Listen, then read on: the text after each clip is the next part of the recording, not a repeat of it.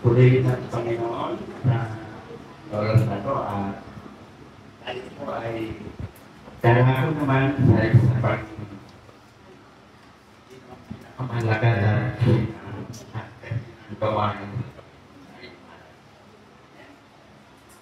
So, bago po tayo magsimula, tayo muna po lahat ay manalangin. Let us pray. Sabi po, Heavenly Father, in the name of God, kapangyarihan sa lahat, Jesus mo, nalalaman mo ang lahat, walang limit tayo, holy. In the awesome name of your Son, we declare that faith, the spirit of revelation, knowledge, will break down like water from the rock. Spirit of understanding, pag-unawa will rise up like a tide overflow up. Tulad ng isang alon sa dagat na patuloy na walang tigil na sumalit sa kasiran, yatid ang kabulungan. And we will leave this place not challenge but change. We declare that we shall live here more than satisfied. Puno na kasiyan at kalaman. Pamunta sa amin, banal na Espiritu, nawa mo ang iyong mga salita. In Jesus' name we pray. Amen. Amen. Praise God. Amen. At kailangan ko po yung inyong Biblia. Please get your Bible. Make our Bible work today. So, we need our Bible. Yeah. Alam niyo po, ang nakikita ko ng pulpito, nakikita ko na dito si Mami yung nakaraan. Nag-take note po siya. Take note siya, nakikita ko na bawat tinuturo niya. Pastor Mel Capon is nag-take note.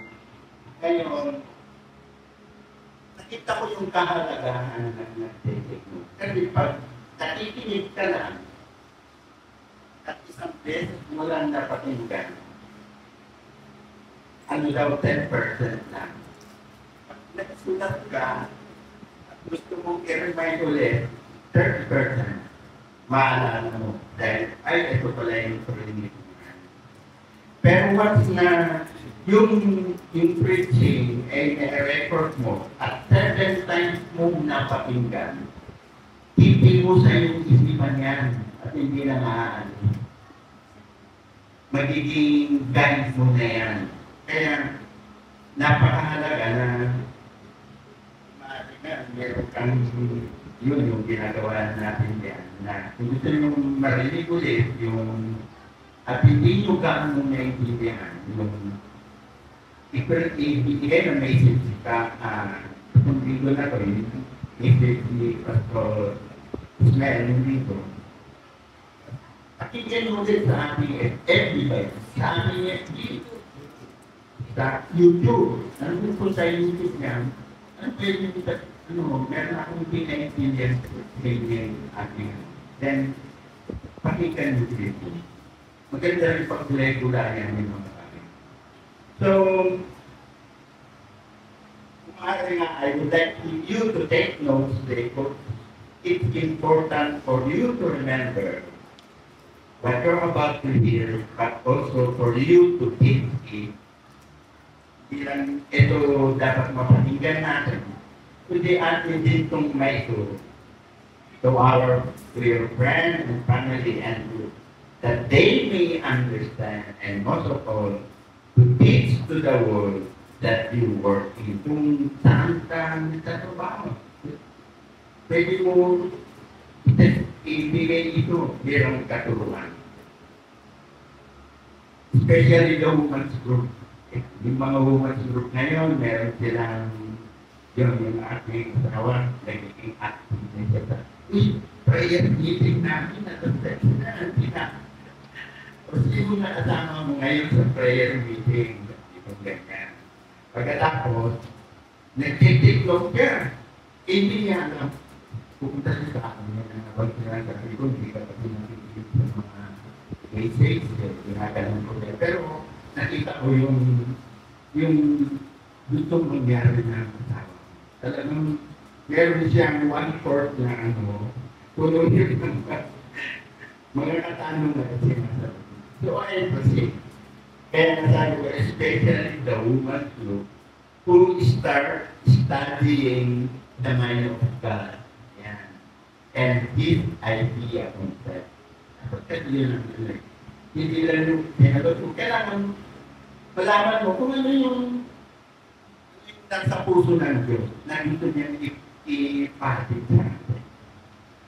Okay? There are two great events that we celebrate in the Bible.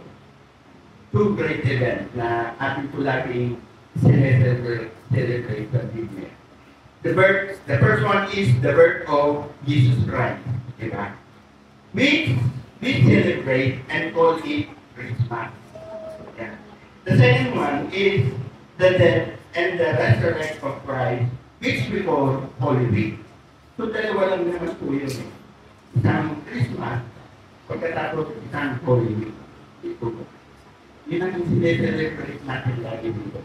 Especially the Christian. Now, God, the death and the resurrection of Christ, and which we call Holy Week. Good Friday, ano ba pag sinabi mong Good Friday? Ano yung Good Friday?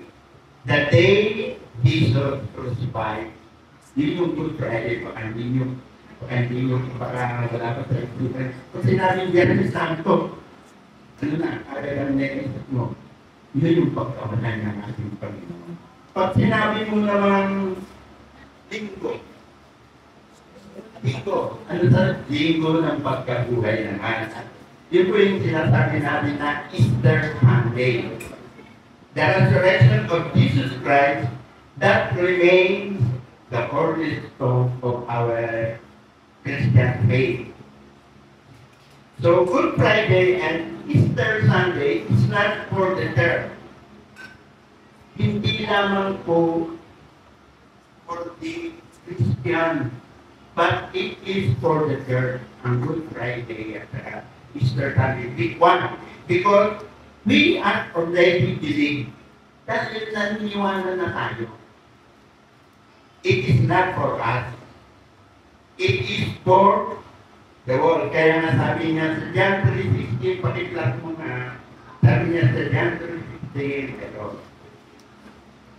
yan. For God so loved the world. Hindi niya po sinabi, for God so loved the church. Diba? Hindi sa church, hindi sa atin yan. For God so loved the world, kung saan libunan, sabi niya, that He gave His only Son, that whoever believes in Him should not perish, but have everlasting life. So our lesson for today is about when you work in the world. Diba? Ang ating pag-aaralan ngayon ay noong ikaw ay nasa sanlibutan. Okay? Part of system, because the world is part of system corrupted by its spirit, controlled by its power, and the ability to be set free from that power. And witness to your family, we still locked up in the bondage by the world system. Pag sinabi mo kasi yung sanlibutan, hindi mo mga believers tayo. Diba?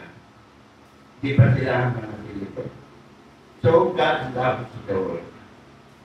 Let's talk about the Good Friday. Yeah.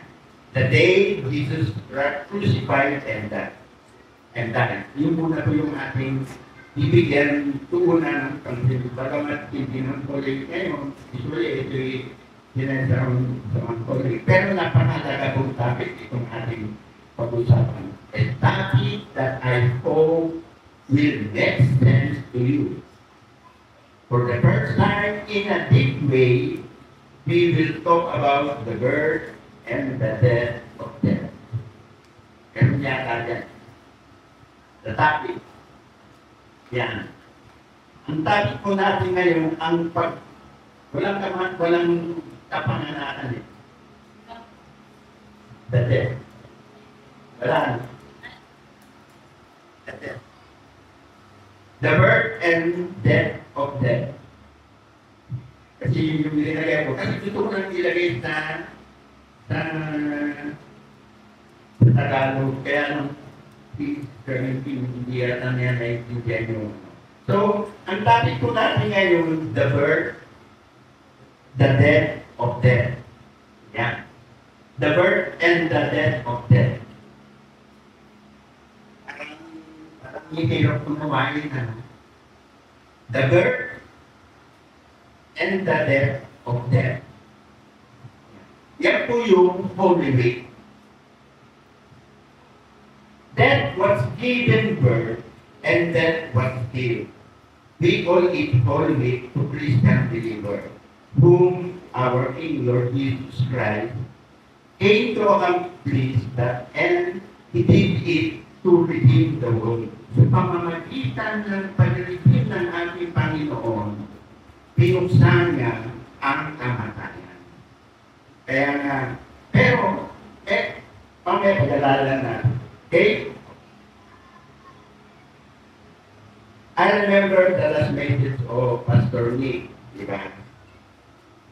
About Christian faith or Christian foundation. Meron siyang sinabi, ang Christian foundation natin. Of all the religions in the world, and there are 4 major religions in the world, there are also some many smaller ones. But the big one that we hopefully are well acquainted with, of all the religions of the world, including Islam, these are the 4 biggest religions in the world: Islam, Hinduism, Buddhism, Christianity.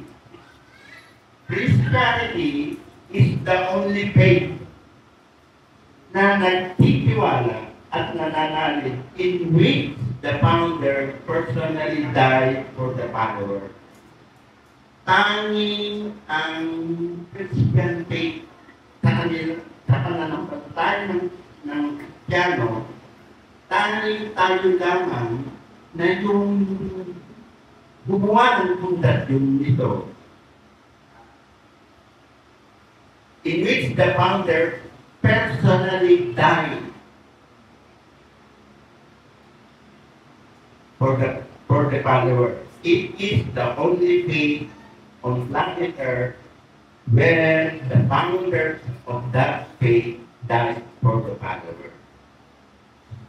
Si Kristo lamang po yung pinagsasaligan ng ating pananampalataya na namatay dahil sa kanyang mga follower.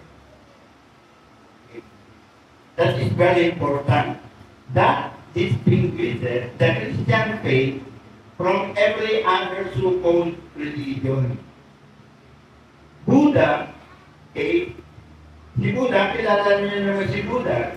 Buddha did not die for the Buddhism. Or Muhammad did not die for the Muslim. Confucius did not die for the Confucian. And Maharaj, alam mo ba yung Maharaj? Ito po yung pinakaano ng Hindu. Did not die for the Hindu. Lahat ng mga founder ng tatlong big religion, Muhammad, the Buddha, the Confucius, the Maharaj, the mga Hindu, they wrote good books while saying that established different system of traditional that they left the people to follow, na dapat nilang sundin. They gave them all kinds of acts to perform, but none of them died for their followers. Wala pong isa sa mga namuna katulad ni Allah, Muhammad. Hindi po hindi siya namatay para sa kanyang mga followers na may makikita. Kaya nga po, don't be ever compare the Christian with those religions. Huwag po natin i-compare yun. We are not in that class. Kasi meron tayong tinatawag na foundation. Okay? Secondly, no other faith on earth promises the blessing of personal and corporate healing through the personal sacrifice of each founder. No other, none. Si Jesus lang po ang nakapagsabi na kanya tayong liligin. Ang Islam, ang Buddhist, ang Hindu, ang Confucius, hindi po nila sinabi na ililisin po kayo.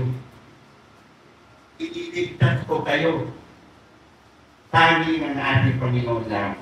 Muhammad never claimed that his death and his blood will forgive the sin of the Muslim. Okay? Buddha never once suggested that his life, as pure as he claimed, it was put anyway affect the personal corporate sin of the Muslim. Never did he. He suggests the Buddha, he suggests such a thing, and the Guru or the Maharaja, light and their purity, that their life would forgive and please the sin of their follower. Hindi po nila, bagamat sila'y nagilinis, mga banal, sa kanilang mga sarili, pero hindi nila masabi na kaya po kayong iligtas. Sinasabi lang nila, sundin ninyo ang mga bagay na ito. Nilang sinasabi. Only Christ is yung ating pong pananampalataya sa ating Panginoon. Kaya po, napakataas po ng ating pag-angat sa pangalan ng ating Panginoon. Dahil naniniwala tayo na tanging si Kristo lamang ang makakapagligtas. Okay? In 1 John 2:2, sabi ng ating Panginoon, 1 John 2:2, sabi ng Panginoon, saan ba yan? 1 John 2:2, He is the propitiation for our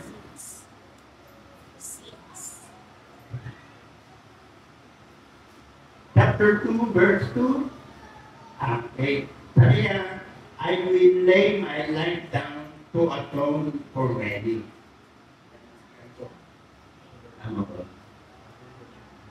And not for ours, only but also for the sins of the world. No? Is the propitiation for our sin.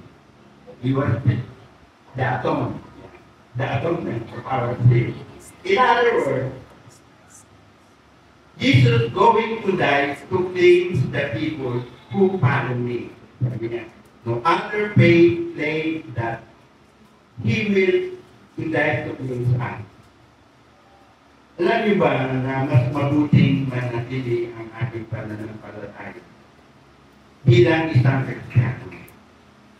Kasi kung iahambing natin sa mga Islam, sa mga Buddhist, sa mga Hindu, hindi po ganito sila, hindi po nila po ito ganito magturo na sinasabi nila na yung mga founders nila na kayang magkita. Maliban lang ang pananampalataya natin sa ating Panginoong Yesus Kristo na sinasabi na ginagarantiyan nila na pag kayo ay nanampalataya sa atin, may kasiyahan kayong kaligtasan. Okay?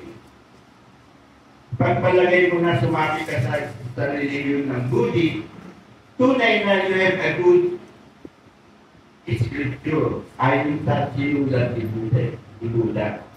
A lot of Islam, ngunit walang garantiya na ang ating kasalanan ay mapapatawa. Bilang isang Muslim, katuruan ng Muslim, ipinapaunawa sa iyo ang sulat ng Quran. Sa Muslim, gano'n lang. The great writings of Muhammad, ano yung mga sinasabi, you will pass. Ito yung mga dapat mong gawin, you will pass. You will visit Mecca. Kailangan makibahagi ka sa lahat ng gawain araw-araw. Ngunit, walang garantiya na ang problema tungkol sa kasalanan ay malulutas. Wala, hindi kayang ibigay ni Muhammad yung kasalanan na malulutas. Kung sa ganitong mga lituntunin, kababatay, sa iyong kaligtasan, pag ikaw ay namatay, walang kasiguran na ikaw ay kasama sa iyong kasalanan upang maligtas. Kung ang pinagbabasihan ng iyong faith ay yung mga founder ng Islam, Muslim, Buddhist, walang kasiguruhan yung iyong kaligtas. O marisol yung iyong kasalanan. Wala pong kasiguruhan. Kaya nga, ang pananampalataya bilang Kristiyano ay kakaiba at walang katulad. Wala po sana katulad. Kaya never may papalit nyo yung faith ninyo bilang isang Kristiyano. Sa Luke 23:24, naman. Ito po sabi niya, sa Luke 23:34 na rin, Luke 23:34. Sabi po dito, ang mga patawarin mo sila sapagkat hindi nila nalalaman ang kanilang ginagawa. Anong unang binalik niya? Mayroon na agad pagpapatawa. Ang mga patawarin mo sila. So meron kagad tayong kapatawaran sa mga ginagawa natin, sabi niya, na hindi natin alam. Kasi hindi nila alam ang kanilang ginagawa. Never na ang mga Muslim, mga Buddhist, mga Hindu, never na nakapagsalita ng ganito. Ang ating Panginoon ito lamang ay nagsasabi na Ama, patawarin mo. Sa lahat ng mga nagsimula ng religion, tanging si Jesus Cristo lamang ang nakapagsalita. Kaya nga ang pananampalataya ng Kristiyano ay tinubog on the incarnation. Pagkakaroon tao, ang buhay, ang kamatayan, death, at pagkalibing, burial, at pagkabuhay na huli, resurrection, at ang kanyang muling pagbabalik. Ito po yung foundational faith ng Kristiyano. Life, ito nga po yung sinasabi ni Pastor nitong nakaraan. The foundation of Christian faith is life, Jesus' life, Jesus' birth, and the resurrection of Lord Jesus Christ. Yung foundation of faith. Okay? Other founder claiming he got some prophecy, mga iba, he got some prophecy sa ito or some revelation, ipinahayag sa kanya, at isa pa, walang sino ang nagtatag o founder of religion na nag-uulot sa kanilang followers na sumunod kayo sa akin. Wala po. Maliban lang sa ating Panginoon. Ang Muslim, wala pong walang sinasabi. Kundi, si Muhammad, hindi niya sinabi sa Muslim na sumunod kayo sa akin. Sinabi niya, submit to God. Magpasabit kayo sa God at sa akin. Samantala ng ating Panginoon, sinasabi niya, mag-submit kayo sa akin. So, that's what the Islam means, yung submission. Yun ang ibig sabihin ng Islam, submission sa kanya. The word Islam means submission. Okay? Ang Hindu, hindi sinabing sumunod kayo sa akin. Lagi ang sinasabi ng mga Hindu, sundin ang utos ng mga pantas, white king. Yung mga white king nila, yung po ang sundin nila. Hindi ako ang sundin. Ganun ang mga Hindu. Ang mga Buddha naman never demanded a Buddhist to follow him. His footsteps and be like him. Ang kanyang turo ay sumunod sa mga bagay na mabuti. Kaya, ito nga yung sinasabi ko eh. Almost all of our teaching kasi, sabi, sundin ang mabuti, sundin ang mabuti. No. Dapat, number one natin, sinipilit natin dito ang ating Panginoon. So, what po yung mabuti? Ang Buddhism kasi, ang sa kanila ay sumunod sa mga mabubuti. Kaya sa kanila po, pag tinanong mo sa kanila, almost ang isasagot nila sa'yo, mabuti ba yan? Okay. Sinit ang ating Panginoon sa Matthew 16, 24 and 25, sabi niya. Matthew 16, 24 and 25. Sabi po, then Jesus said to his disciples, if anyone would come after me, he must deny himself and take up his cross and follow me. Pinag-uutos ng Panginoon na tayo ay sumunod sa Kanya. Yung mga Buddha, yung mga Hindu, yung mga Islam, hindi po nila pinag-uutos yung mga papel. Okay? Also in 1 John 15:13. Kaya, ito pala po introduction para natin maunawaan. Also in 1 John 15:13. Hindi sinabi ni Jesus, okay, nasa na? Kasi may importante akong babanggitin. 1 John 15.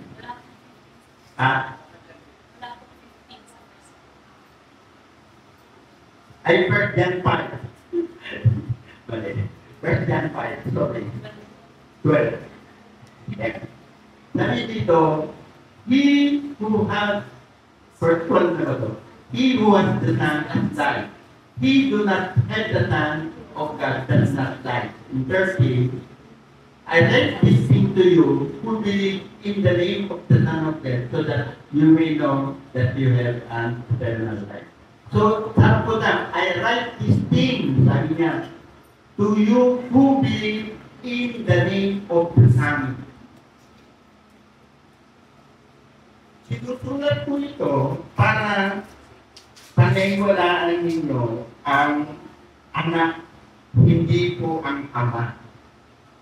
Di ba? Meron po yan eh. Meron pagkakaiba. Hindi sinabi ni Jesus na kayo lumapit sa ama.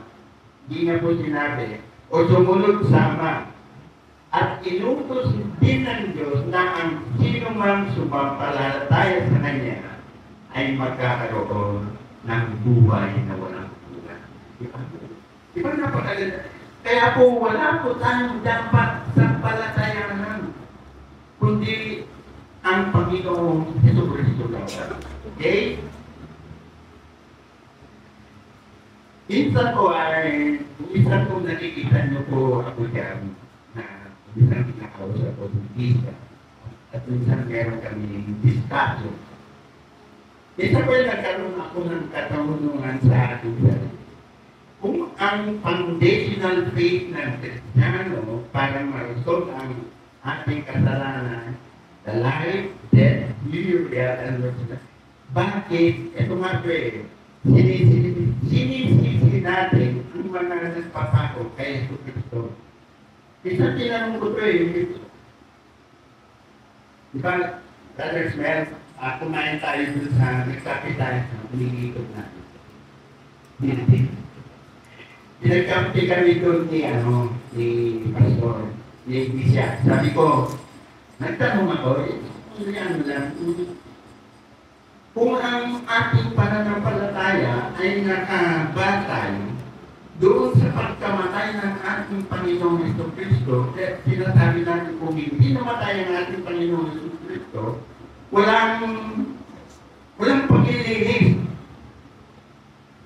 Eh ngayon, bakit yung nagtulad sa ating Panginoong Yesu Cristo na para sa imamatay, sinusumpa natin sila. Di ba? Question lang, sabi ko, ba't natin inuhusgahan yung mga nagpapako sa ating Panginoon? Yung layunin pala ng ating Panginoon. Para mamatay, para sa ating ano. Alam mo, ang sinasagot nila, sabi nga ni Mr. Trenta, kung ano-ano naman yung naisip ng pastor. Pero totoo po ito. Totoo po ito. Di lang po yan. Ito pa yung pinaka-logical na tinanong ko. Bakit kailangan pa mamatay ang ating Panginoon para mag-solve ang kasalanan? Hindi po ba naisip? Bakit kailangan pa mamatay ang ating Panginoon para mag-solve ang kasalanan? Hindi po ba mahalagang katanungan ito para sa atin at para sa inyo? Hindi po ba natanong? At kailangan pang mamatay ang ating Panginoon? Okay? Mahalaga po ito dahil ito ay logical question. Pag sinabi mong logical question, ano pong ibig sabihin? Makatwirang pong dapat natin. Pag logic question, kailangan alamin natin. At kailangan pa siyang mamatay. Tinanong niyo po ba sa inyong sarili at kailangan pang mamatay ang ating Panginoon? Okay? Binalikan ko po ang kalagayan ng Diyos. Ito. Kasi kaya ko tinatanong to, binalikan ko po yung kalagayan ng Diyos. Gusto ko lang pong iparating ko sa inyo. Binalikan ko ang kalagayan ng ating sinasambang Diyos. Ang ating Diyos, tinatawag po natin siyang omniscient. Kasi sinabi po natin omniscient, nababatid niya ang lahat. Pag sinabi po natin omnipotent, makapangyarihan sa lahat. Pag sinabi mo natin omnipresent, present everywhere. Yan po yung katangian ng Diyos eh. Sovereign. Higit sa lahat. Creator. All things we see in our eyes are the product of His creation. Isa pang create ng ating Diyos, yung galaxy. The galaxy scientists discovered na meron na kung 500 millions of galaxies. 500 millions of galaxies. At meron pa silang napag-alaman na posibleng meron pang mga universe na hindi na nila na kayang bilangin. So, napakarami. Hindi na nila kayang bilangin ang planeta Pilipinas. Ngayon, paano ang Diyos na may gawa na 500 million galaxies at patuloy ang kanilang ikot sa planet solar system na hindi nagkakabanggaan? 500 million yun ha, umiikot sa solar system natin, pero hindi nagkakabanggaan. Kaya po yun na ating Panginoon. Bakit ngayon hindi kayang iligtas yung human beings, walang halaga, na hindi na kailangan pang pumatay ng isang tao? Diba? Pwede namang sabihin ng Diyos na sa isang click lang ng kanyang daliri, ligtas na tayo. Pwede niyang gawin yun eh. Nakita niyo ba? Kasi hindi lang yung titingnan mo yung kanyang kalagayan niya, ano eh, omnipotent, omniscient, omnipresent, sovereign, creator. Pagkatapos, kailangan niya pang pumatay ng isang tao para maligtas ang ating kasalanan. Samantalang, pwede niya by the snap of his finger, solve yung ating mga kasalanan. Diba? Pero hindi niya ginawa yun. Hindi niya ginawa. Bakit? Kasi God is holy. Unang-una, God is holy. Once na ang ating Diyos ay nagbitaw ng salita, nagiging batas yun at kailangan sundin niya. So this is a logical question. If God would raise the dead by speaking to the dead, why He could redeem you by talking redemption to you? Why? Bakit kailangan niyo po ang bloody passion? Kaya nga tuloy ang sinasabi pag tinatanong sa atin ng mga agnostic, mga hindi naniniwala sa Diyos niya. Ang Diyos ninyo is a bloody spirit eh. Kasi kailangan, di ba? Kailangan niya pang malututong ano.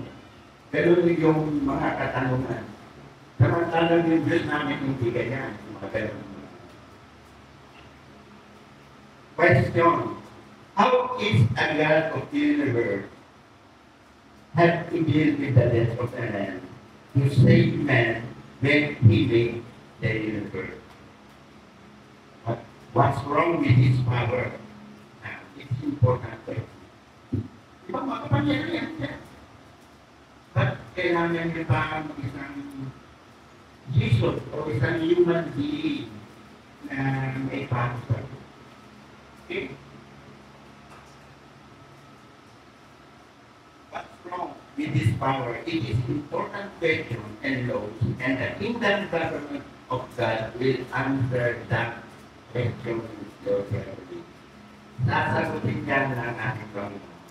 Bakit kailangan niya pang ang isang human being na katulad ng ating Panginoon ay para yung ating kasalanan? To answer this question, we're gonna deal about death. Lord Jesus Christ need death to save them. Our topic today was, when was death was born? Yeah. When was death was born? Anyway, okay. Ito yung ating topic. Gusto ko pong maintindihan natin ito. Kasi, gaya ng sinabi ko, pwede sa isang ano lang ng ating Panginoon eh, mariredeem na tayo natin. O sa pamamagitan lang ng salita niya, pwede na tayong mariredeem na. Pero, bakit kailangan pang dumaan sa proseso? Process para tayo maligtas. Bakit kailangan niya pang isang madugong pamamaraan para tayo maligtas? Okay? Ito po. Kasi, ito po, ang lagi pong binibigyan ng, pag lagi kami nagko-confrontasyon ng hindi niya ako maintindihan. Kasi hindi ko po may paunawa sa kanya ng ganito. At mas, kaya nga po, maganda sa inyo dahil ipapaunawa ko ng gusto kung bakit kailangan ang kamatayan ng ating Panginoon. Isa sa ito. Okay? So, topic. First, pag-aralan po natin ang Genesis 1:26. Sabi niya sa Genesis 1:26,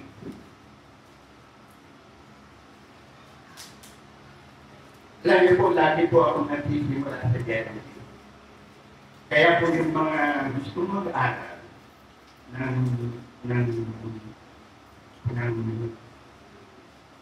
kaalaman ng Diyos, magsimula po kayo natin sa Genesis, yung po yung dating inyong family ng pag-aaral. Okay, sa Genesis 1:26, ano yung sinabi niya? Then God said, let us make man in our own image, in our likeness, and let them rule over the fish of the sea, the birds of the air, over the livestock, over all the earth, and over all creatures that move along the ground. So, ano po yung ibig sabihin dito ng ating part? God created man to dominate earth as his agency. Create niya tayo para pangalagaan ang planeta nito. At si agency. At si agency niya po tayo. Tayo po yung, sige, tao, dyan ka sa earth. Yan, ganyan. So second, that was not created by Satan. Yan. Kasi marami pong nagano na sabi po natin yung concept, when was that was born. That was not created by Satan.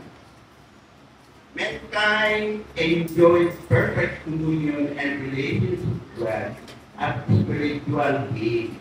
Adam never went to a worship service, sang a song, never had a sacrament, religious ceremony, no altar, no stuff, and the Bible says he walked and talked with God in the garden. With a perfect communion means he was alive in God. Ano po yung ibig kong sabihin dito? Kung wala pang pagkakasala ng sila Eva at Adan, napakaganda po ng komunikasyon nila sa Diyos. Kung babasahin po natin ang Biblia, sa isang malamig na panahon, nag-uusap ang Diyos at ang si Adam. Direct na siya nakakapag-usap. A common one. Hindi ko kailangan ano-ano pang gawin. Basta kung gusto kausapin niya Adam ang Diyos, sasabihin niya, ano pong ipapangalan ko sa animal na to? Iba, kung nagulit mo, nakita niya, at aso, pwede ko kung tawagan kung aso. Ito, yan. Tapos sasabihin naman ng Diyos, kung gusto niyang kausapin ng tao, kung gusto niyang kausapin si Adam, sasabihin niya, Adam, ano ang nangyayari na sa'yo? Pupunta yung pananim na sa, maganda naman po ang mga tubo ng mga hayop dito.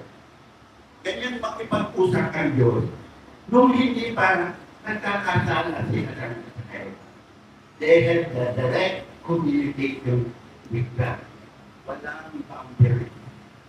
Direct lang. Okay?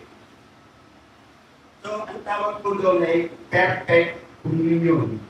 It means he was alive in God. Maraming pa rin sa atin na ang pinanggalingan o lumihan ng kamatayan ay ang diablo. Sa mga Kristiyano, nang paniniwala nila na ang lumihan ng death ay ang diablo. Okay? When we think of death, in the Christian culture, we think of the devil. We think as if, Satan created death. And we believe that therefore if Satan created death, then if we get rid of Satan, pag inaiwasan natin si Satan, may iwasan din natin ang kamatayan. Nakikita niyo po ba, lalo na nung bata ako, meron ako isang sample. Kami po dalawa ng kapatid kong sinigiliso, yung namatay ng kapatid ko. Nagtitinda po kami ng pansan. Ang pansan ko kasi kailangan kukunin namin dun sa panadero alas 4. Dahil dadali po namin sa bahay. Bayan ko kasi yung kukuha kami ng pansan sa isang karto. Ang dadaanan po namin, walang iba, kundi yung simenteryo. Dadaan po kami sa simenteryo. Ngayon, pagdaan namin sa simenteryo, yung kapatid ko, pipikit na yan. Pero kamisado na ng kartingan, pipikit kasi ito po yung highway po ito, highway. Doon po naliling ng nanay ko, highway ko. Sa kabila, simenteryo. Sa kabila, simenteryo. Wala na kami kung dadaan dito. Kaya, pagdadaan na po kami, takot na namin. Natatakot kami kasi. Dito, mga bibingan ng mga tao. Yan mga bibingan ng mga tao. Ganun po yung karanasan namin sa patay. Okay? Kaya nga po, sinasabi dito, hindi po, pag ang ating pananampalataya akala na ang nag-create ng kamatayan ay ang Satanas. Hindi ko pananampalataya ganun. And if your theology is built on that, you will never appreciate why God has to do it. Ang isipan mo na ang nag-create ng kamatayan ay ang diablo. Hindi mo ma-appreciate kung bakit namatay siya ito doon sa ng kaiba. Okay? Let's read our Bible. Who created death? Genesis 2. Ito yan. Death was created by God. And death is not a negative. God created death. And when He created death, He created without like, dapat talaga naitutulak dito. Hindi ko lang kasi naano. Kaya silang ganyan. Sabi dito sa Genesis 2, that was created by God. Ang nag-create na kamatayan, walang iba kundi ang ating Panginoon. Yeah. And that is not a negative. God created death. And when He created death, He created without life. There was no life. That's why God never worried about death. He created it, but it had no life. That was created death.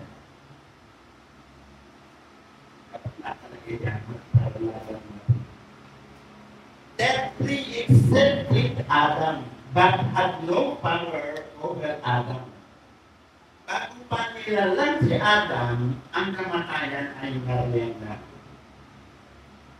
Okay? Ngunit, wala siyang kapangyarihan over Adam. God created death before He created man. But death has no life, and death was present when Adam was in the garden. Nung nasa garden na si Adam, ang kamatayan niya, nandun na. Nandun na yung kamatayan. Okay? God introduced death to man and established the condition and the limitation of the effects that death had on man. Okay? In-introduce ng ating Panginoon ang death. And establish the condition and the limitation of the death and life on man. God wasn't afraid of death, and God wanted Adam to laugh at death. Siya, sabi ng Panginoon, Adam, tawanan mo lang ang death. Okay.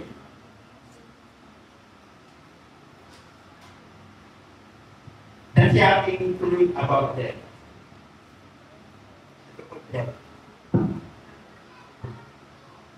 Kasi alam ko, kasi gusto ko kasi talagang paunawaan nito.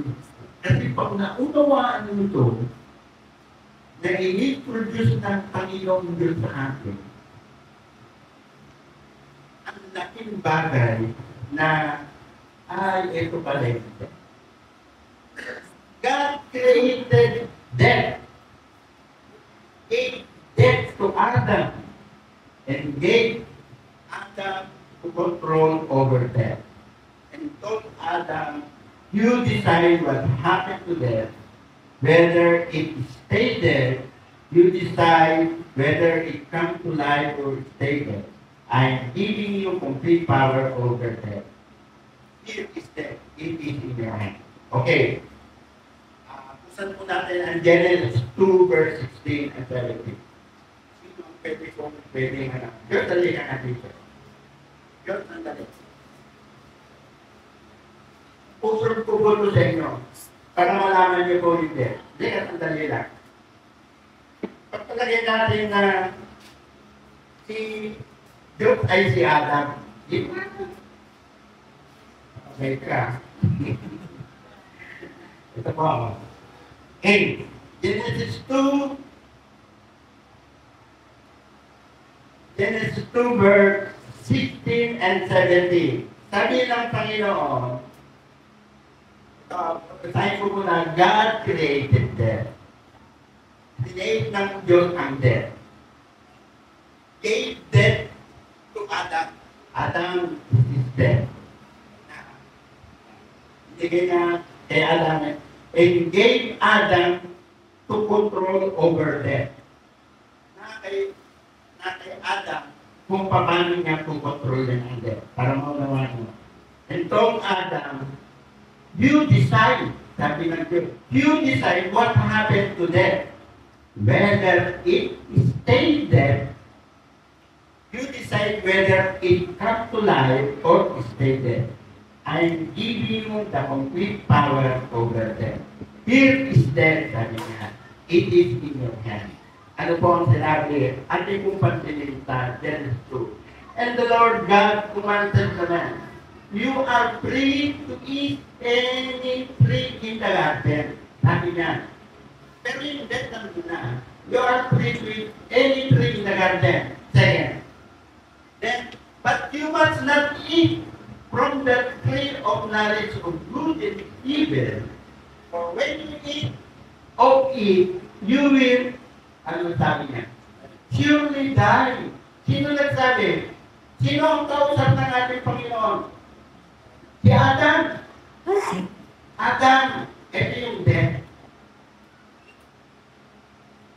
Sabi ng Diyos, walang magagawa ang death niya. He will not activate you. But when you eat, sabi niya, di ba? But you must not eat. Nakuha niyo po ba? You must not eat from the tree of knowledge of good and evil. But you must not eat. Kasi gusto ko maunawaan niyo ito. Tapos sinabi na, for when you eat, pag kinain mo, yung tree, sabi niya, the death will affect you. You will surely die. Sabi niya ngayon, Adam, bahala ka. Gusto mong i-activate ng death o kung huwag mong i-activate. Pag hindi mo kinain, kung hindi mo kinain yung tree, you will live forever. Di ba? You will live forever. Nakukuha niyo po ba? Pero, pag kinain mo yung prutas na yun, mamamatay ka.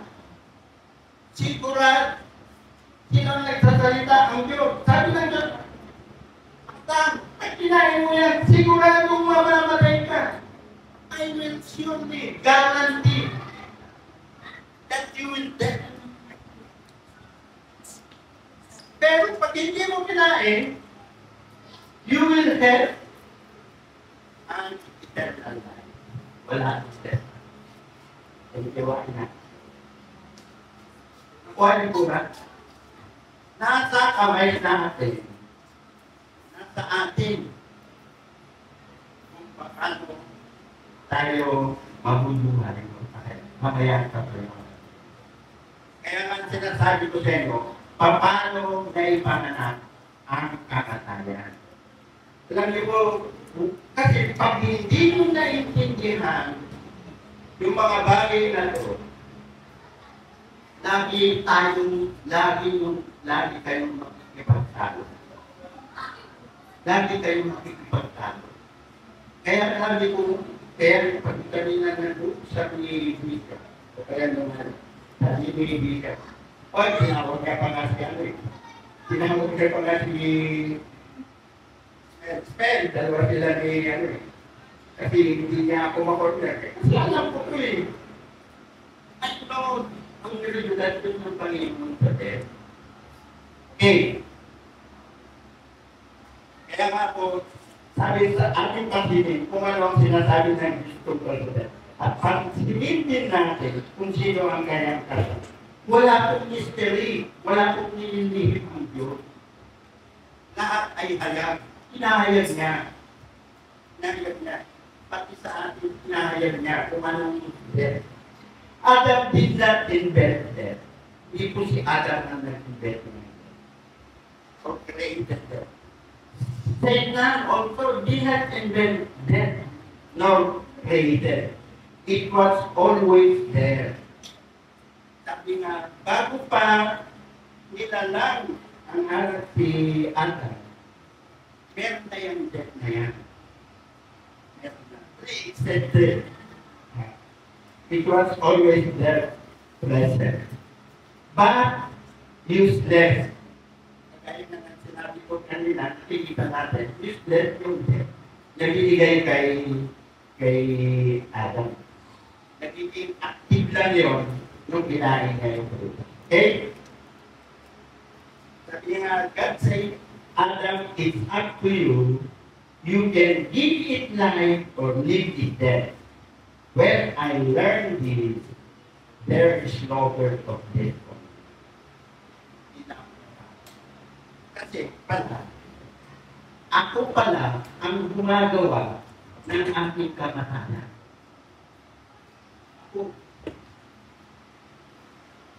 He has no power on me and he is under my control. Nasa control ko yung kamatayan na yan.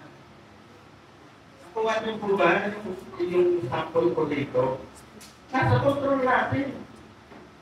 Okay. It's up to me if that it stay there or it comes to life. God gave Adam death and said, now you can decide whether it stay there or it comes to life. It's up to you. It's up to you, Adam. God always saying, if you eat this fruit from the tree, you can activate this death. Who is here? But right now, he is useless, powerless, and useless. Ineffective. But he's present, and that is how death is supposed to be all the time. Present but useless. Death existed but has no power. Dapat kasi, para mapanatili natin na bagamat sabi nga, ang kamatayan dami ng death. Kamatayan dami ng death. Pero useless siya, useless. Wala siyang power. Hindi siya effective. Okay? Ito po yung katotohanan. Death is insisted and inherent in creation. Pag sinabi po natin inherent, ano ba yung inherent? Inherent. He has an essential character in creation. Meron siyang essential character. Ang death has essential character in creation. Okay. Everything that exists, that has life, has death built unto it. Lahat ng nabubuhay ay nag-exist po yung kamatayan sa kanya. Lahat po. Death has life in reverse. Kung mayroong kamatayan, may buhay. Kung may buhay, may kamatayan. Ganyan po sila. Reverse sila.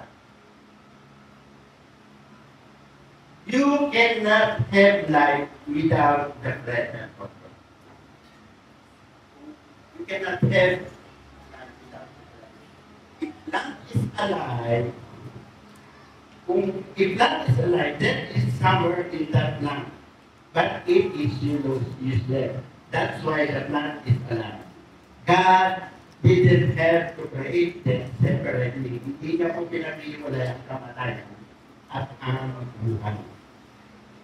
And God created life. Life, death was life. Okay. Ibigyan ko kayo ng isang sample para mas malaman niyo yung maliwanag. Nagdala ko ako dito ng isang sample eh. Sabi ng aking asawa, ano yung ba yan? Mamaya ipapakita ko.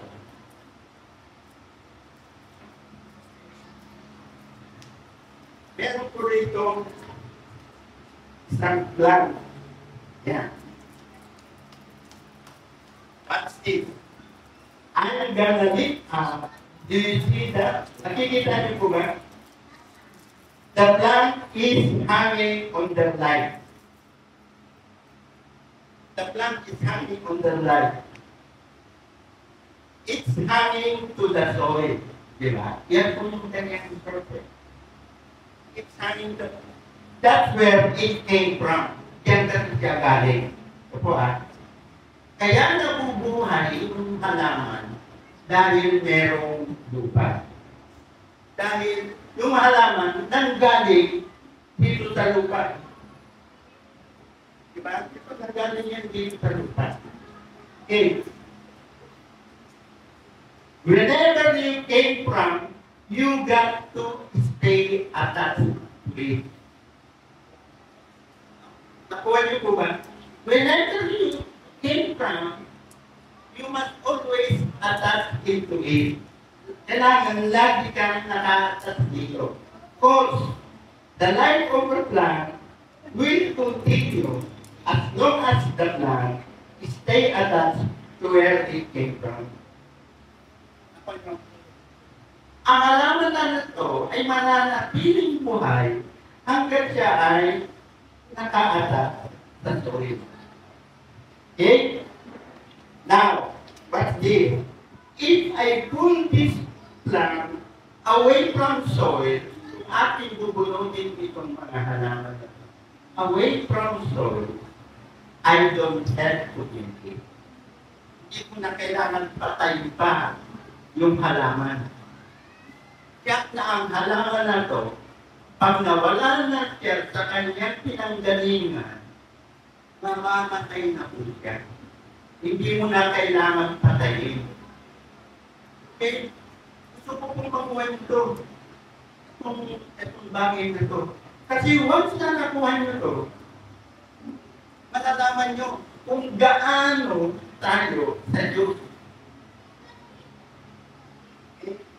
If you separate the resort from the source, you then have to kill the resort. Okay? You don't have to kill. Hindi mo na kailangan patayin. Kaya yung kamatayan at ang buhay ay laging magkasama. Nakuha nyo ba kung bakit hindi mo na kailangan patayin? Kusa na siyang mamamatay.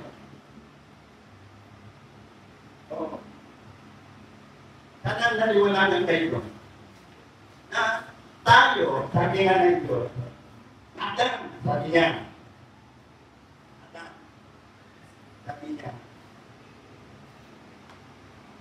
magkaisa tayo, sabi niya. God say, Adam, you and I, sabi niya, Adam, you and I are going in.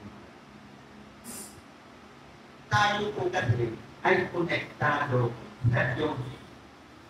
Doon tayo galing sa Diyos.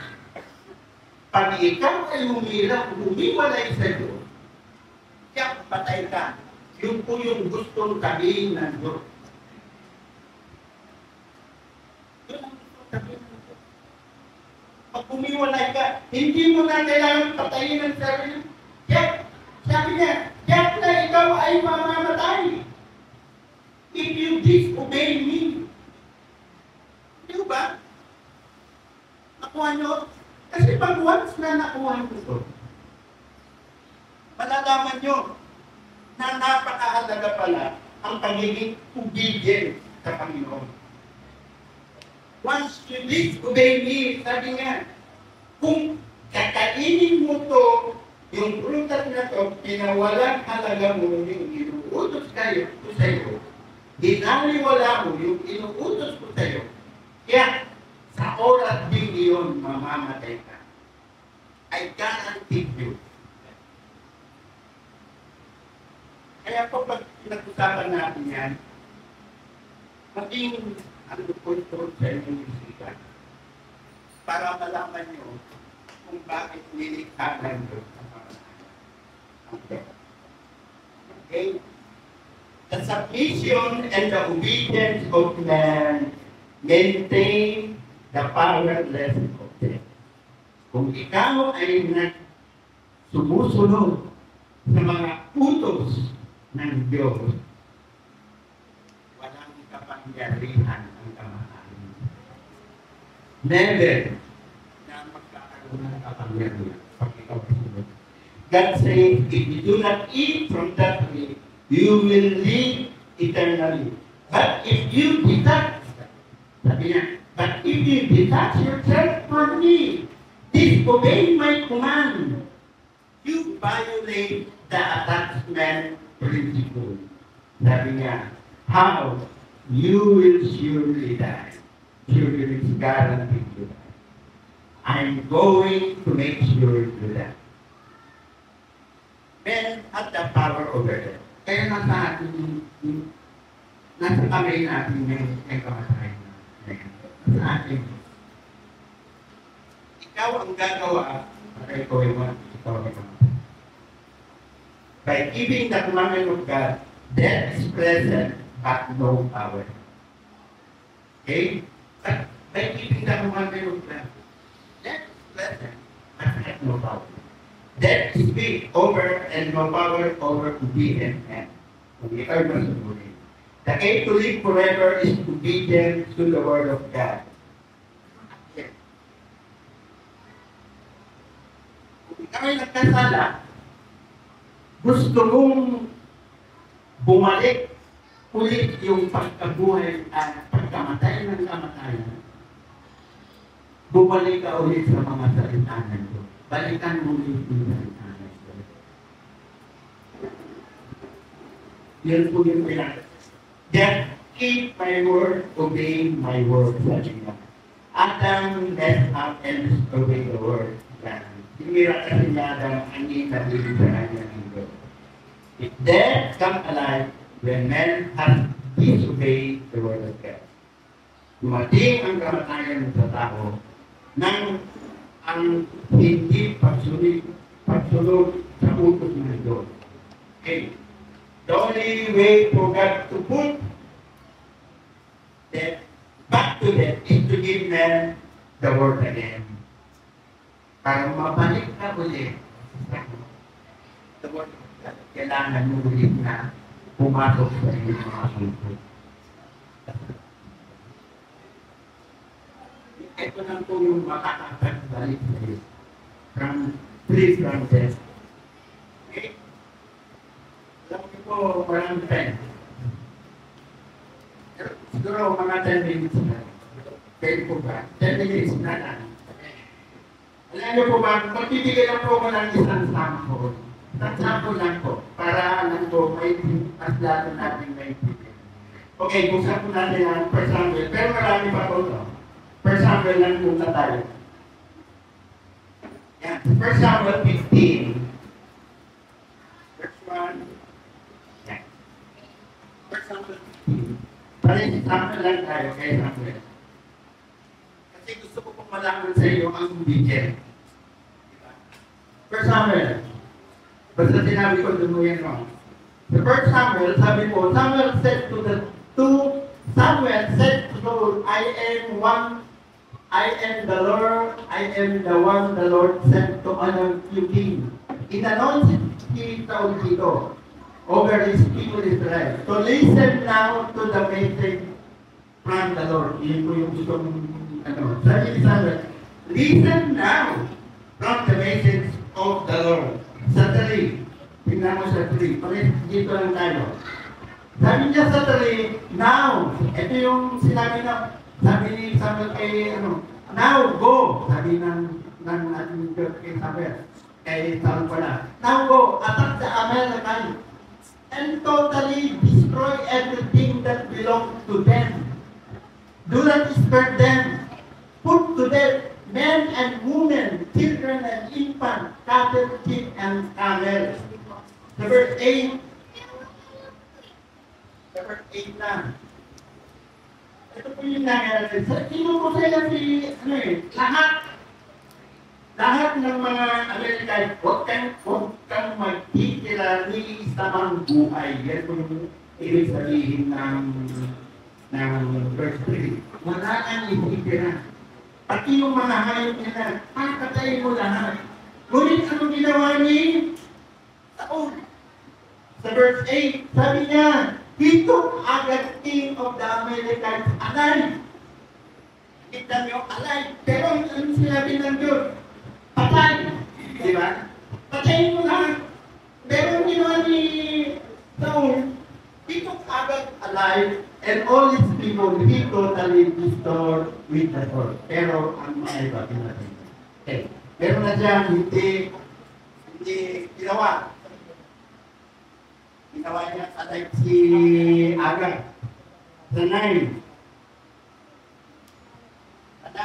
But Saul and the army spared Agag and the rest of the things and cattle. Meron pa.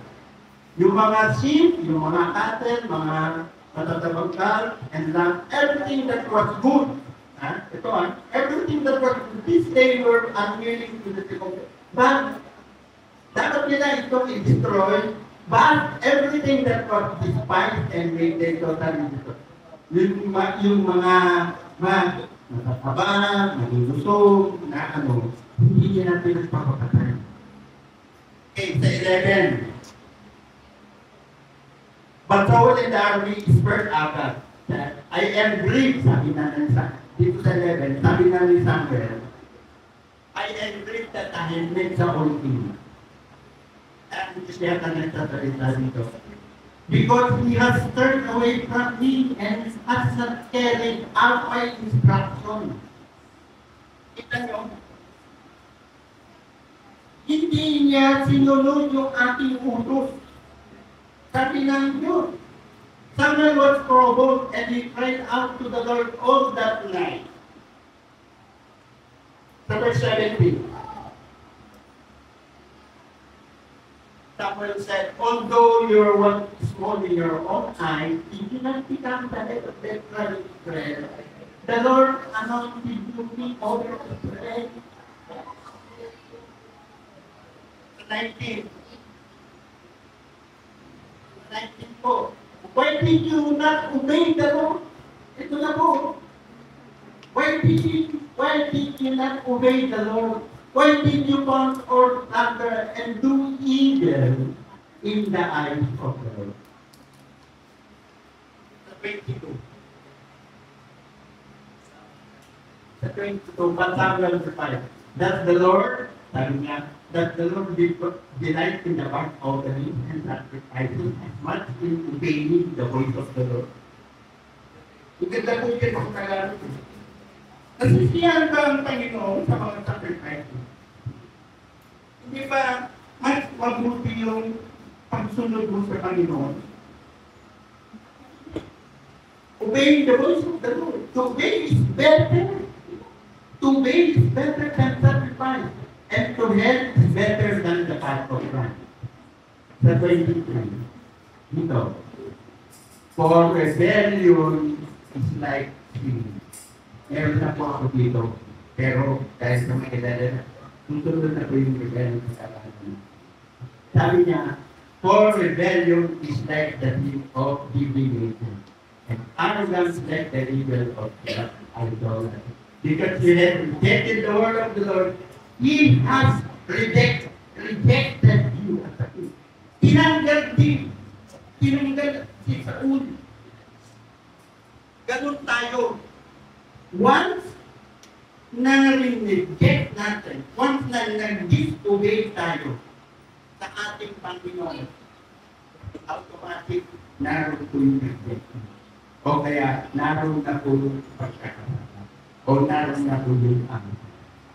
Sabi ng Panginoon, Adam, because you disobey me, I will surely get you down. Ito po ang hinihintay sa mundo. When Saul rejected and disobeyed the Lord, automatic siyang reject. Imaglalo na tayo ang karaniwang tao. Kaya ano po yung maganda natin ito?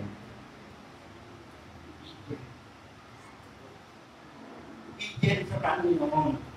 Yan lang po ang hinihiling ng Diyos sa akin. Maging masunurin tayo sa Diyos.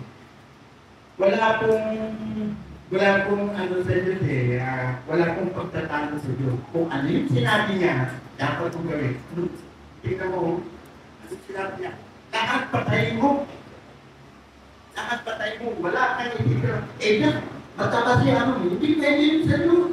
Itong mga baka matataba, sayang. Hindi pwede yun sa Diyos. Kailangan pag sinabing obedient, totally 100%, tututunod tayo. At kung gano'n ang mangyayari, ang tulad natin sa Diyos, walang silbi ang kamatayan. Ibigyan ka ng Diyos ng eternal. You will have an eternal life. So, maraming pa po tayong start gano'n, pero next time na kasi already eternal 10. So, ito lang mahaba. Kaya, nawa, sa counting na tutunan natin about the birth of death and the death of death. Kaya ito tayo matutunan natin. Tayo kung natay sa lalangin. O Diyos ang mga pinakapangyarihan sa lahat. Salamat nga po Panginoon sa ito. Ito na pagkakala tayo. Nawa, maging kaalaman ko sa bawat isa. Iniisip mo na kamatayan sa bawat isa. For the wages of sin is death. Kaya ako, salamat. Salamat namin. Ito ay Amen.